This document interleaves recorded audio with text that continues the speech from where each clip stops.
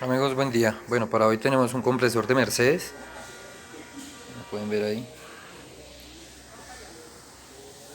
Parece que tenía una parte superior fuga como de hidráulico, la bomba del hidráulico, y está bien sucio. Bueno, presenta problemas es en la polea y ruido en el rodamiento de la polea. Lo tenemos taponadito para que a la hora de moverlo pues no nos salga el aceite y eso. Vamos a proceder a hacerle un aseíto, una limpieza respectiva para poder trabajar con él. Compresor de Mercedes. Y a proceder al cambio del rodamiento de la polea y al desarme correspondiente.